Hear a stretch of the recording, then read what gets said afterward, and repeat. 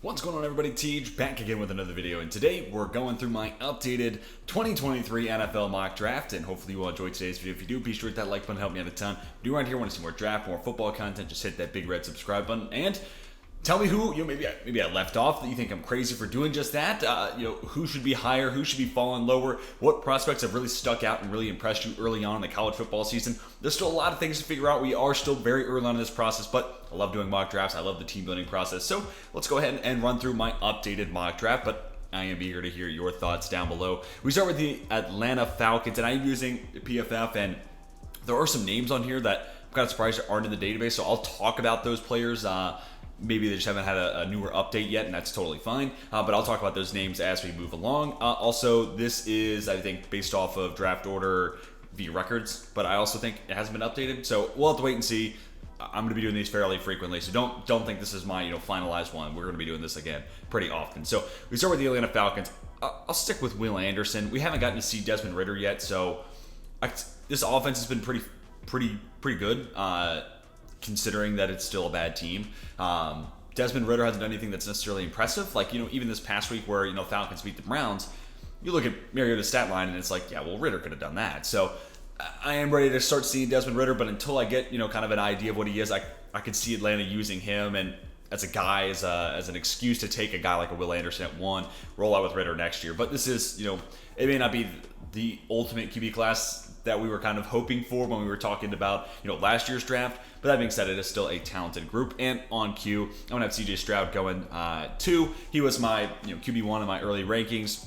I think he still holds that spot, just a little bit more projectable out of the NFL with his size, his physicality, his frame in general. He's not as fast as someone like a Justin Fields. Obviously those two are going to be talked about pretty heavily and linked together. But also Stroud just runs with a little bit more power and force. So it's a little bit of give and take there. But he's looked good for Ohio State, and this is a Houston team where, only team without a win in the league. So that's, again, kind of harkens back to, I don't think the draft order in this mock draft simulator has been updated in a little bit. The Texans, I think, should have the number 1 pick. So if that's the case, Davis Mills clearly won the answer. You go quarterback. Sorry, it's just that simple. Then we get to the Detroit Lions, and I've been going quarterback here. I'll do something a little different. Let's give him Jalen Carter. Depending on who you talk to, could be the best player in this draft. Michael Brockers is getting old. Lee McNeil has not been anything crazy, unfortunately, despite my hopes and liking him a ton as a draft prospect at NC State. Levi Onwuzurike has a back injury that feels like it might linger. And, I was just reading something the other day where he has not progressed through the rehab and recovery process. So if he can't even get back on the field again, it just kind of it makes you worry about how long that injury is going to linger. So let's give him a true difference maker on the defensive line. I know this comes after they went Aiden Hutchinson at 2, but okay, imagine that front with Jalen Carter in the middle, Aiden Hutchinson on the other side. You have the Okora brothers, you have Josh Pascal. I like that. And also Carter is somebody who will help stop the run. And, Malcolm Rodriguez has been great at linebacker spot, but still needs some more help there for a defense that is a little bit underperforming right now. Then we get to Seattle. And look, Geno Smith's been fine, but after seeing this Sunday's win against the Detroit Lions, I'm like, dude, imagine this offense and what DK and Tyler Lockett and Rashad Penny, just all of it. You have the bookend tackles. It feels like there's 2 rookies from last year's class. It kind of feels like you have the pieces to draft a rookie quarterback and allow them to have success. Like, this feels like a nice situation to find yourself in if you are a rookie quarterback. So with that said, go get a Bryce Young. Geno Smith's not your long-term guy. There's plenty of other areas, like if a Will Anderson falls from, but Jalen Carter, they need a ton of help on defense. That group is putrid. But I think in this spot where, you have the chance to add a Bryce Young into a pretty good situation, that's going to make DK happy. That's going to make the offensive line happy. Those 2 young tackles will have somebody who, long term, you're starting to see the picture come together. We'll have to wait and see what happens with Pete Carroll, too, because I think that's going to weigh part into this. And then if it's not Pete Carroll, who that new head coach might be and, what their preferences are. So, but in this situation, hey, let's just go with Bryce Young. Again, we're going to be doing these fairly frequently. So I just kind of want to play out with different scenarios here. Then we get to the Jets. This is such a tough one, right? Because you could go edge. You could go quarterback, I guess, but Zach Wilson, that fourth quarter against Pittsburgh, if I see more of that throughout the rest of the season, I want to see what that looks like. And if he starts playing like that in the fourth quarter against Pittsburgh, that becomes who Zach Wilson is. That seems to be pretty good. They're not picking in the top 5 anyway, so quarterback's probably out of play there. I'm going to go Peter Skoronski. This is kind of frustrating for me to do because all last draft cycle, I was like, they don't need to draft a tackle. Mekhi Becton's a dude and George Fant played really well. But then you look at this year, and it's like Becton can't stay healthy. That might be a piece you have to move off from. George Fant has struggled. And then you have Dwayne Brown, who signed a 2-year deal, but it was kind of built to where they could opt out after one. And he's also old. So it went from a situation where it was like they have their 2 bookend tackles, and then they bring in a Dwayne Brown. Cool, that's a nice Band-Aid. To where it's like, man, I don't know if any 3 of those guys might be long-term fixtures on this team. But again, a lot of football left to be played. Hopefully Fant bounces back and kind of gets back to where he was last year. But if not, Peter Skoronski, inside-out versatility, which, when you're a team playing Elijah Vera Tucker at left tackle when he was your starting right guard to open the season, that versatility, I'm sure, is appreciated in that organization. So let's go with Peter Skoronski right now, my tackle 1. Then we get to the Jags. I'm going to go a little different here. And, you go to my preseason wide receiver rankings. I have Jackson Smith-Njigba at 1, but I also noted in that video, I think Jordan Addison could end up being 1. He's putting up great numbers at USC. The Pro Football Focus grades are there. I think this guy could be a dude who fits well with what Doug Peterson's trying to do. Nifty route runner, quick out of his breaks. You're starting to see him clean up the drops. You have that true alpha number 1 type. And then the production you've got out of Christian Kirk, him and Trevor Lawrence have developed a nice chemistry. Also, Zay Jones has been better than I would have expected. So moving those guys into subsidiary, secondary, tertiary options in this offense, and Addison being your 1, I think only makes that offense that much better. And I look at the defense and kind of thought about Brian Brzee here, but that defense is good. They're creating turnovers. At this point, I think the onus and the emphasis should be on preparing what will be third-year Trevor Lawrence. So let's move on now. And speaking of the quarterback position, the Carolina Panthers, I think this will end up being a quarterback. Now, that's not to say Baker Mayfield's a bum, but you look at his PFF grades and they're worse than last year when he was playing with a torn labrum. Now, granted, I don't think any of that, I don't think all of that goes back to Baker Mayfield. He needs to play better, but you see all those bad pass against Arizona. It's just like they didn't change the scheme. Like there's no adjustments from when it was Sam Darnold, who's bigger, to Baker Mayfield. And, Ben McAbum is just not a good OC, and Matt Rule's going to be out of a job. So it's one of those situations where even if you don't think Baker's the problem, there's going to be a new regime there in Carolina, and they're not going to want to stick with them. So quarterback likely, Will Levis, this guy with a big, strong arm. Kentucky's kind of an interesting case study. Mark Stoops, his dad was a defensive guy. Mark Stoops is kind of a defensive guy. They want to run the ball. Chris Rodriguez is fun. You kind of saw this in the Ole Miss game this past weekend, where it's like you want to live through the run game and then have like play action digs, get linebackers to play the run and then throw it right behind them. That feels like a lot of what Kentucky does. The occasional bomb from Will Levis, but dude has a howitzer for an arm, and I'd love to see what he could do with DJ Moore and Robbie Anderson. Try to stretch the field. So hopefully, if they do hire a new coach, assuming they're going to hire a new coach, it's only with the idea of being able to stretch the field, vertically run offense, because I'd love to see Levis with those wide receivers get that job done. So let's move on now to the Chicago Bears. This was a tough one because I don't know what they think of Justin Fields yet. So I'm just kind of left perplexed with where this organization is going to go next. That being said, this team also has some pretty big holes on the defense. Let's go Myles Murphy. It kind of feels like they're going to move on from Robert Quinn. And, they're getting some okay play from guys right now, but they could use a dude right there on the edge. And, this could be a myriad of positions. Don't lock this into Myles Murphy. This is a team that needs help everywhere. This could be tackle. Peter Skoronski was here. I think about it.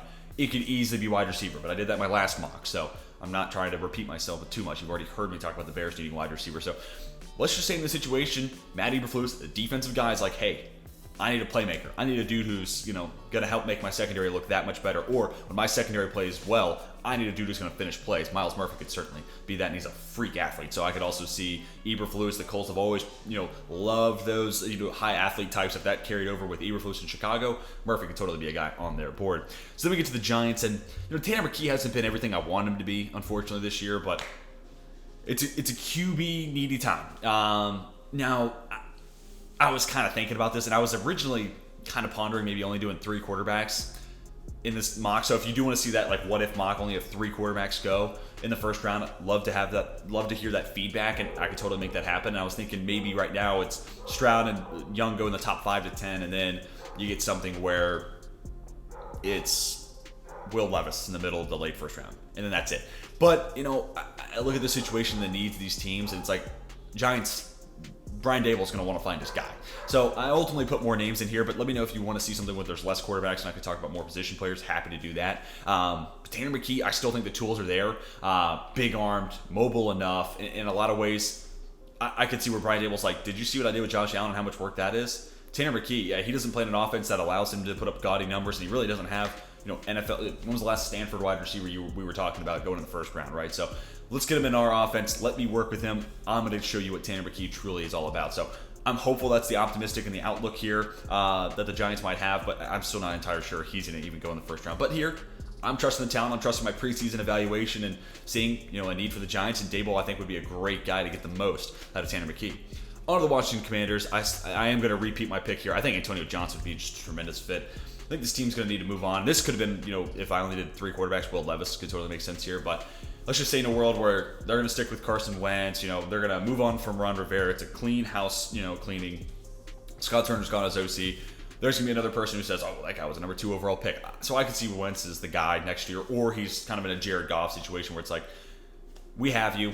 You're not our long-term option. Or Daniel Jones is honestly probably the better example here where it's like, I'm here. I just couldn't replace you yet, so show me something. Let's see. So I can see something like that. And Antonio Johnson feels like a perfect fit in this defense. And maybe add a true free safety, and maybe that's just what Antonio Johnson plays, because it feels like Cam Curl and some of the other safeties probably make it just feels like everyone's kind of a strong safety type, and they're lacking that true playmaking deep free safety. That's one of my favorite fits last year would have been Kyle Hamilton to Washington, try to play that true free, even though you could do a lot of different things with him, and maybe you don't love his deep speed.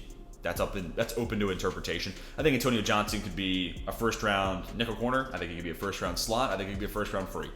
This guy's a freak. I mean, and he's at 6'3", 200 pounds. Like, the traits, the versatility, the size. Put him in the top 10. This guy is an animal. And barring injury, I really can't see him falling outside the top 10 at 12. So, feels like a great fit for a defense that I think needs to be reshaped a little bit. And probably going to be seeing a new coaching staff next year, unfortunately. Because I do like Ron Rivera as an individual. Moving on to the Pittsburgh Steelers. I thought about corner, did that last time. I'm going to actually go with Paris Johnson Jr. here. Smooth moving, big offensive tackle from Ohio State. Need I see more? Yeah, the NFL's going to be all over this guy, and he's played well at Ohio State, moving over from guard to play left tackle now this year. And this is a Pittsburgh team where, I'm sorry, Chukwuma Okorafor is just bad. He's just not good. Dan Moore, year 2, and, it's tough because I don't want to give up on a guy because a lot of times tackles take that leap in year 3, but there has not been anything that indicates to me that Dan Moore is going to take a leap forward. You don't even see flashes of it. He's just he holds his own or he gets bullied. I could see Pittsburgh being and I could also see Mike Tomlin being hey, our corners are holding up. We're fine. We're okay. We got a good pass rush. We're fine. The offensive line is the limitation. Also, the year after you draft a quarterback in the first round, it kind of just logically makes sense. What can we do to protect that person? So I don't think wide receiver is that big of a need. Offensive tackle certainly is. So I'll give Pittsburgh saying in this direction, let's go with tackle instead of corner. Let's draft Paris Johnson to be the blindside protector for Kenny Pickett.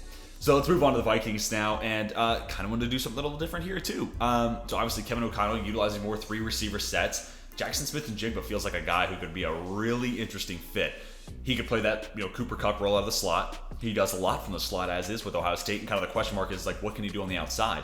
He's been battling some injuries, so we haven't gotten to see him a whole lot at Ohio State yet, but that question, because of that, has lingered. Can this guy do it on the outside? So we'll have to wait and see. But this team also drafted Justin Jefferson, who dominated out of the slot. There were question marks about if he could do it on the outside. So I can see this organization just being one, obviously brand new regime at the GM and head coach spot, but I can see, those tendencies and those successes kind of get in their head and be okay, well, Minnesota's had success there before. So, again, different regimes, we'll have to wait and see. But even if he's the third guy behind an Adam Thielen and Justin Jefferson, for a team that's going to run a lot of 3 receiver sets, now we're cooking. And I think that defense still needs some help, and there's some pieces. I thought about Trenton Simpson here. Could have gone Brian Brzee too. There was a couple of those Clemson guys I thought were kind of an interesting fit here for Minnesota, but let's just say they load up on offense. But also, furthermore, Adam Thielen, not necessarily the most athletic guy, went with football IQ and route running. Does that sound familiar? That's kind of Jackson Smith-Njigba's MO. This dude's not an all-world athlete. He's just a good football player, and he's a good route runner, and he plays in a good offense. He could also be your, eventual replacement for Adam Thielen. So I think it kind of works on 2 different levels there, as wide receiver 3 for now, but also as a long-term Thielen replacement, which, that time is going to have to come eventually. Then we get to the Eagles, and I think if this were to play out, this would be one of the best values of the draft. Keely Ringo, elite size, elite athleticism, could run in the 4.3s, and he plays in the SEC, plays on one of the best defenses in football. Yeah, his PFF grades are down from where they were last year, but trust the tape from last year. Corner can be variable. It'll be up and down, and it's just kind of like Derek Stingley almost, where it's we've seen him play at an elite level. And yes, you'd love to see that for 3 years, but that quarterback position is just something that's just so in flux. You're more than likely not going to get that unless you're Darrelle Revis. But even he had, years where it went to super, super high, and some years it was just really good, That could be the case this year with Ringo. It's just kind of natural regression. And also James Bradbury, 1-year deal. And you think about how good he's played. Maybe they just re-sign him. But cornerback, wrong side of 30 if memory serves. This could also be a situation where it's like, hey, we could get a guy who I think profiles in a way to be a good James Bradbury replacement. Could be that guy opposite of Darius Slay.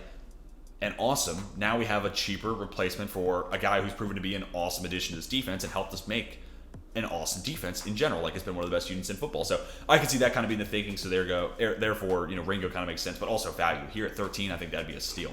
Anyways, moving on to the Raiders now. This is where I'll have Brian Brzee. I always feel like year over year I'm trying to give the Raiders, a guy who can just plug the middle. Brian Brzee, I think, can do that, but also give you a ton of pass rush upside from the inside. And I kind of think about those guys on the edge. Chandler Jones, who's had a hard time this year finishing plays. Max Crosby, still a really good player, but not quite as dominant as it was last year.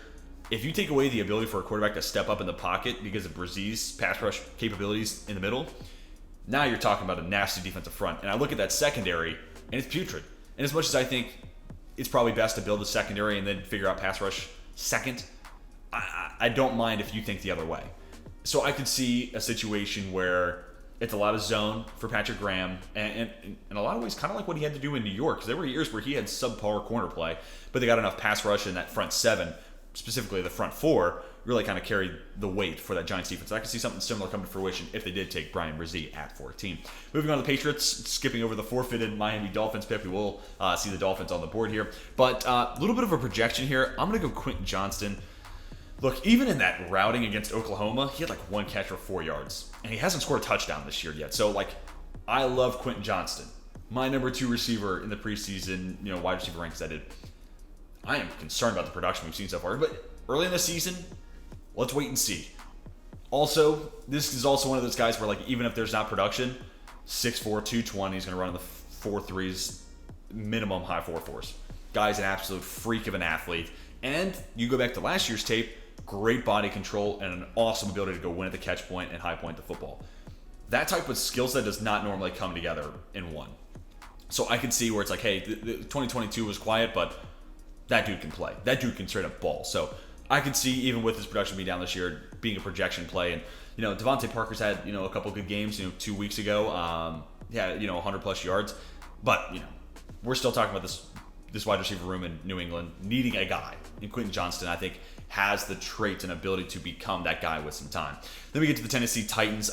So Bud Dupree, going off spottrack.com here, so don't kill the messenger, but there is a potential 2-year out, and after this year, that would be now. And Bud Dupree has 4 hurries this year. That's not good. He's never really been, especially in Tennessee, that guy who gets a ton of production. Him and Harold Landry play a ton of snaps, and it kind of fills the stat sheets. But when you look at the pass rush win rates and no sacks either this year for Bud Dupree, it's just been kind of ugly. I could see them moving on from Dupree, especially as a team that's like, hey, Ryan Tannehill's making a lot of money. Do we want to move on from him? This could be a team that's just in general just trying to cut costs. Let's go Nolan Smith. Clear a lot of money, move on from Bud Dupree. There is a $10 million Ted cap hit, but to the $16 to $20 million range. Sorry, that's kind of a wide range, but I can't remember off the top of my head. But Dupree's due to make 16-something million dollars a year next year. So you'd save about $6 million, which, savings are savings. And realistically, then it creates a role for Nolan Smith, who finally putting together. Unreal athlete. If you watch my edge rankings, preseason rankings, talent's there. The notoriety is there. The athletic ability is there. Just needs to come together. And this year he's getting playing time. We're seeing the pass rush moves fully come to form. And he's also got a near elite run defense grade. So if he's going to do it on, both parts of his, job, this guy's a lock for the first round. But even if he was just, an awesome pass rusher with that athleticism, I think he'd still be a guy who goes in the top, 31 this year. So then moving over to the Houston Texans, I'm actually going to stay on this edge page. Let's go Andre Carter the second. You still have Jonathan Grenard, Ogbo Okoronkwo. He's on a 1-year deal, though. So there's still some young pieces. And Jerry Hughes, really, though, has been the guy on the edge. And he's a journeyman. Wrong side of 30. Not a long-term fixture on this team. So I can see them being like, hey, Hughes gave us something that none of these other young guys did. So that we're still looking to find that. And in this mock draft, we've already given Houston, their quarterback of the future, C.J. Stroud. Let's go get him a true difference maker on the other side. Andre Carter II feels like an awesome addition. And also, you drafted Stingley last year. Now you get the chance to address the pass rush in the front seven. That feels like a nice way to kind of spread your assets across the entire roster to make sure you have a full, well-rounded unit. So, like Andre Carter II, very violent player, very physical, very explosive too, at a big size. Does play at an academy school, but again, when it comes to traits, this dude's got them. Then we get back to the Eagles, and a little bit of a lazy pick here. I'll go Bijan Robinson. Couple different running backs going to be scheduled to be free agents, including Miles Sanders next year. So I can see the Eagles saying, hey, instead of paying one of those guys, we have 2 first-round picks. It's not maybe the most, valuable way to use a first rounder, but when you have 2 of them, I feel like you can cheat a little bit on the second. Let's go draft Bijan Robinson. And the other luxury is, like, he's not just a running back. He's an offensive weapon. You can split him out wide. You can play him in the slot. You can keep him on the field all 3 downs. So because of that, I'd also just love to see him paired up with Nick Sirianni and what Nick Sirianni would do with him, right? So you look at what this Eagles offense has done, and, Hurts is not a guy who's going to chuck the ball down the field over and over and over, and it would not be a fit in Bruce Arians' offense, if you know what I'm saying. But that being said, get the ball in space and let A.J. Brown cook. Get some one-on-ones and favorable matchups for Devonta Smith. And I think you could do something similar with Bijan Robinson. Take advantage of linebackers as a pass catcher out of the backfield. Get him in space. Bubble screens as an outside guy. Wide receivers. I think there's a myriad of different things. Nick Sirianni's done a great job, so far at least, getting his star players the football in space and letting them do their job. So I could see Bijan Robinson being a nice addition into that mix, and again, saves money versus paying a Miles Sanders type. So on to the Baltimore Ravens. Let's go to the cornerback room here. Let's go Garrett Williams. Really like him a ton. Syracuse is kind of starting to build a little bit of a reputation of having some solid corner play, which is exciting, but good size, good athletic ability. And he's a guy who at Syracuse, the grades have gone up year over year. So you're just seeing that steady growth and progression, which is an awesome sign. Marcus Peters last year of his contract, and also that secondary has just been kind of rough this year. So I don't think that's Marlon Humphrey or Marcus Peters' direct fault or anything like that. A little bit of a transition period with a new defensive coordinator, Mike McDonald. So maybe it just takes some time. But also Peters, coming off an injury a year ago. Not great this season. He's kind of a boomer bust type anyways. Going to have to pay him a lot of money in free agency. So Garrett Williams just kind of makes sense as a logical replacement for a pending free agent. So let's move on to the Arizona Cardinals now. Let's go Felix Ndike-Uzama. This team just needs a playmaker on the edge and just somebody who's going to finish plays. That offense is dysfunctional. Wouldn't hate another wide receiver in there, to be honest. The offensive line could be improved. A lot of different directions you can go here. But J.J. Watt is one of those names on the front that's like, okay, that guy can still play. Zach Allen's, had some okay moments. He had a couple batted passes against Carolina. I think that's more of a schematic issue for Carolina. They just need a dude. And, they're still figuring out Simmons and where Zaven Collins is at. So you could go outside corner here. That's what I did last time, so I did want to change it up here. I think corner or edge, same thing I was saying last year for this team at the NFL draft time, so that's concerning as well. Corner or edge, I'd be happy with wherever they go. Ndike-Uzama has awesome get-off. I think he'll be a great, NFL-ready pass rusher. Might struggle a little bit against the run, but I think right off the bat would be one of the better pass rushers for Arizona. Getting back to the Seattle Seahawks, so revisiting here.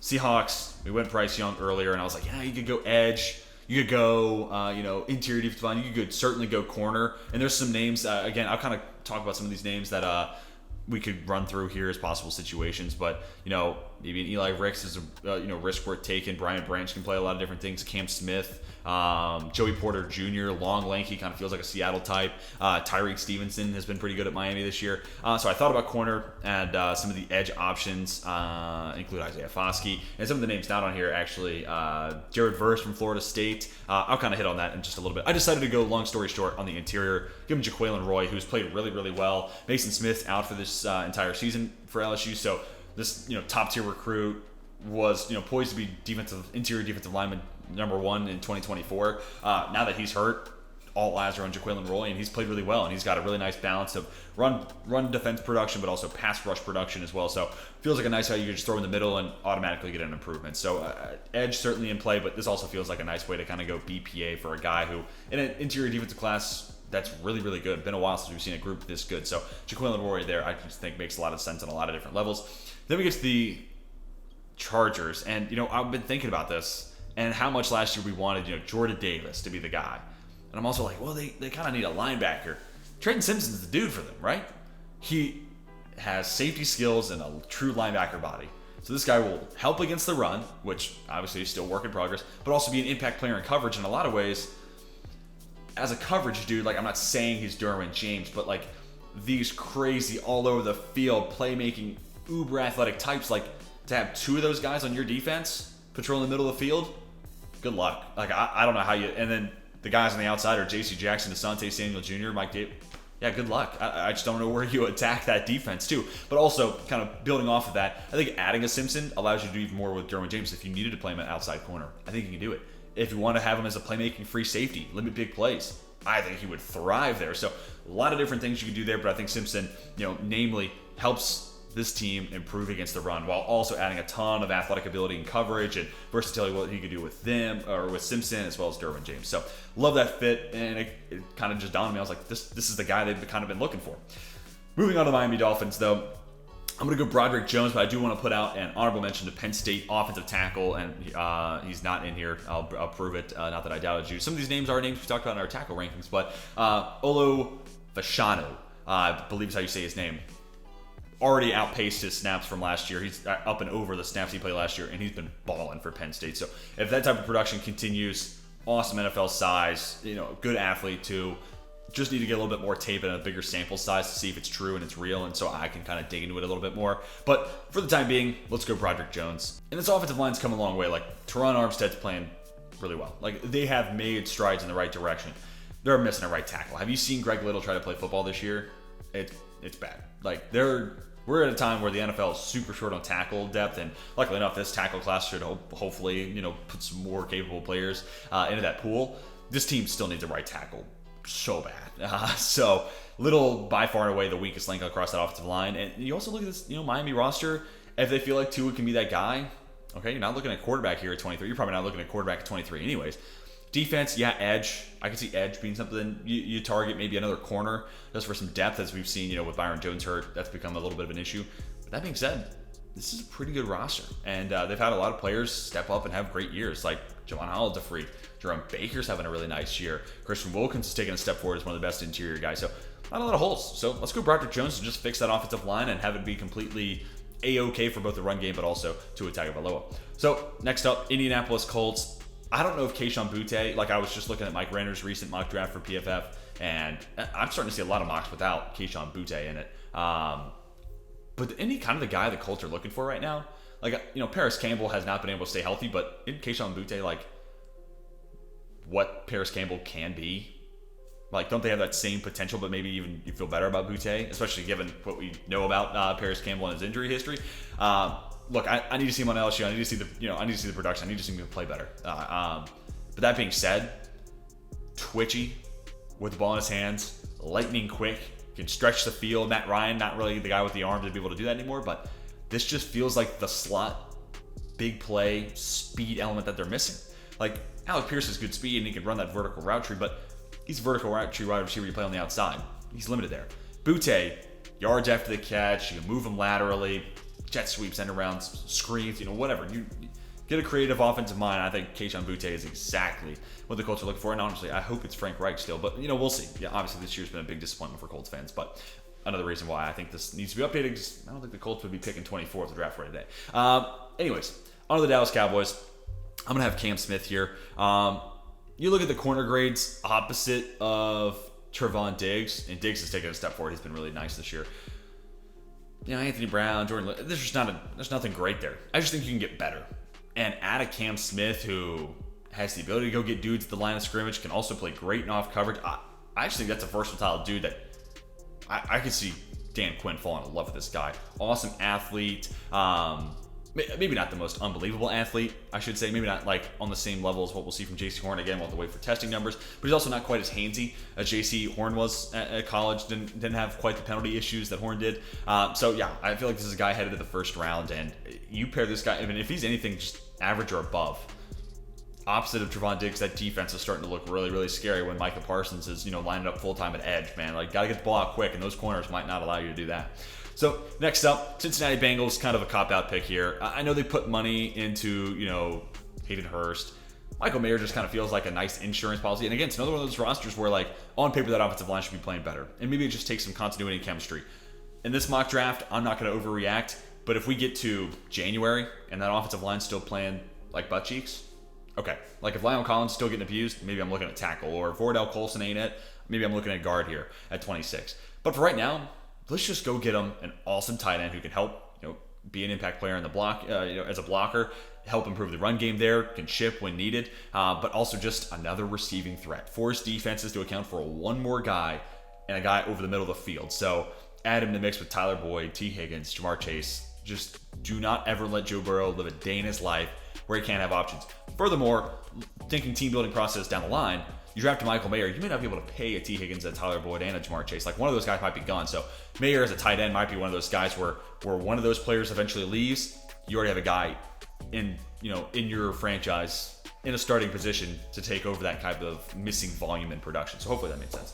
So then we come back to the Detroit Lions, and refreshing my memory, we went with, that's right, Jalen Carter. This could be maybe a late quarterback spot. Anthony Richardson, not listed here. Names like a Hendon Hooker, but, old. I don't know about that. Michael Penix Jr., but a lot of injury red flags, so I don't know about that. So I'm going to give this team just a dynamic playmaker. Brian Branch may not be... I think he has the talent to be a first rounder, but it's kind of hard without he plays a lot of the slot, but he does a lot of different things for Alabama. So I could see this being one of those guys where it's like, what is he at the next level? What is his position in the NFL? So I could see that being something that sticks out. Just because you do a lot of different things at college doesn't mean you can do a lot of different things at the NFL. But it kind of feels like this defense, because add an awesome interior defensive lineman like a Jalen Carter in between, Aiden Hutchinson, the Aquaras, Josh Pascal, sounds great. Awesome. Love the sound of that. Malcolm Rodriguez. Feels like this team's got a linebacker. Maybe you want to, double up and, throw out some names here for the linebacking spot if that was the direction they wanted to go, and pair somebody up with, Malcolm Rodriguez, Jack Campbell, if they wanted like an old school traditional keep the ball in front of you type of linebacker. Noah Sewell, who I think his best skill set's a blitzer. Maybe that's something they're interested in. Justin Flo, really highly touted recruit, good athlete. Henry To'o's been pretty good this year for Alabama. Kind of got more and more snaps and has improved year over year at Alabama. And he's got over like 2,500 snaps or something like that played in his career. I might be a little off on that number, especially as he's played more. Long tangent short, Brian Branch can be a shutdown nickel corner at the least. And, I think that provides value with, Jeff Okudah kind of got bullied by DK Metcalf, but still playing a lot better than what we've seen. Amani Oruwariye is hurt right now. Hopefully he comes back and he's healthy. So a nickel corner could all kind of just be a need, but he could also be a guy who does some work at safety. Maybe he's a strong safety guy who plays in the box. So just adding one more defensive playmaker and violent hitter, uber athletic, great ball skills. So those three things all together, this feels like a guy who's just going to make plays. And maybe that's the thing that Lions are missing is like they have names on paper that sound solid. They just need dude to create big plays. Maybe that's like the last step. Brian Branch could certainly be that guy. Moving on to the Green Bay Packers. I'm going to go Isaiah Foskey here. It's a team that's always liked to have that third edge, and maybe they think Kingsley Enagbare is that guy. They drafted him in day 3 last year. But I could also see them going, first round. This team just continues to hate drafting wide receivers. And you look at the wide receiver board right now, Josh Downs, but he's not really their guy. They like those, bigger body types. Raheem Jarrett's a guy I like a ton. That being said, feels like you might be able to get him in the second round, at least based off of his play this year. But if they went with Raheem Jarrett, I wouldn't hate that whatsoever. But Isaiah Foskey gets this team its third edge. Explosive, good with his hands, 6'5", 272, I think. So has the making of an NFL, edge rusher. And I think if he came out last year, he would have been a late first round considerate, that or, early to mid second rounder. So having him in the same spot this year makes a ton of sense to me. Then we get to the Kansas City Chiefs. This is kind of where I wanted to list off a few names that were not on here. Jared Verse from Florida State, been really awesome this year. Great athlete, quick, get off at the line, really good first step. And then Tyree Wilson from Texas Tech, another one of those 6'5", 270 to 275 body types. Little raw, just now kind of hitting his stride as an edge rusher, so could be a guy who teams are like, okay, not there yet, but once he's with our guys, once we get him in our coaching staff in our room in our building, he'll hit that next step. So it could be an intriguing prospect there. But going off the names that are actually here, I went with BJ Ojulari. Feels probably more like a DPR second, third round type of guy right now. Good speed, finesse rusher. Worry about what his run production is going to look like at the next level. But that being said, they did draft George Karlaftis, so maybe Karlaftis is your violent, high motor, strength, wins with power type of edge. And on the other side, you get the speed, quick off the line, finesse type, and then you could bounce those guys from one side or the other based off a matchup maybe you like against a tackle. I could see that be the thinking there.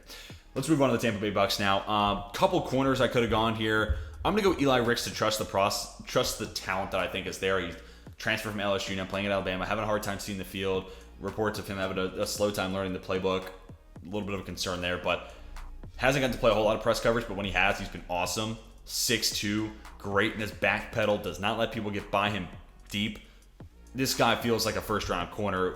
It's just concerning he's not on the field. Chris Abrams-Strain's a really nice player. If you missed my corner rankings, definitely go back and check that out. Clark Phillips, kind of a similar type slot, only potentially. I'll go Joey Porter Jr. So sorry, I was talking about Eli Ricks, so I just kind of gave the scouting report there. Tyreek Stevenson's played really well at Miami. I just want to see a little bit more of it. I'll go Joey Porter Jr. having a breakout season at Penn State. Another one of those guys where year over year the grade and productions have just gotten that much better. 6'2", long arms. Feels like a Todd Bowles corner. So in an offseason where you could potentially lose Sean Murphy-Bunting and or Jamel Dean, hopefully you're able to keep one of those guys, and then drafting a Joey Porter Jr. I think gives you the other replacement for the other. So that's kind of my thinking there. Could totally be Eli Ricks, but yeah, hard when that guy's not seen the field. Joey Porter been playing great, obviously. Son of former NFL player Joey Porter. Last pick. I'm not necessarily sure this is a huge need for this team, and I kind of hate that I'm not having Siaki Ika in this mock draft. He could have gone to Dallas. A number of different fits here. I'll have Siaki Ika go here just because I feel like the Bills could use that nose tackle, but he also has improved a ton as a pass rusher. So I'm making a little bit of an audible here on the fly. Honorable mention to Jordan Battle. Especially with the Micah Hyde injury. If he decides to retire, because I've had some friends on the hurry up offense, JT Mason, they both said this could be something that kind of leads to maybe him wanting to call it a career, especially on the wrong side of 30. So if that's the case, I could see this team going after a Jordan Battle type. Split safety, very instinctual, I think really good in coverage. And I think pairing him up with Jordan Poyer would be an awesome fit. But for right now, Siaki Ika would be BPA. Like that, if he was on the board, that would be ludicrous for them not to go after.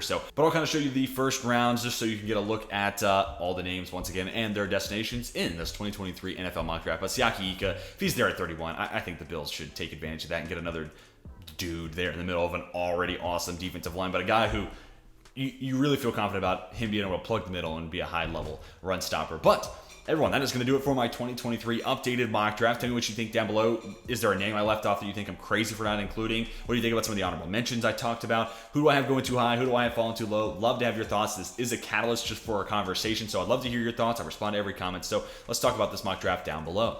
Hopefully you all enjoyed today's video. If you did, be sure to hit that like button. It seriously would help me out a ton. If you're new around here and want to see more sports content, just hit that big red subscribe button. That's going to do it for me. Hope you have a fantastic rest of your day. And until next time, my name is Tej. I'm signing off.